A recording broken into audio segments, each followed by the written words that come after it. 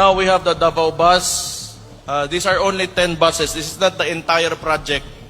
So it's supposed to be funded by the national government. But we cannot wait for that to happen.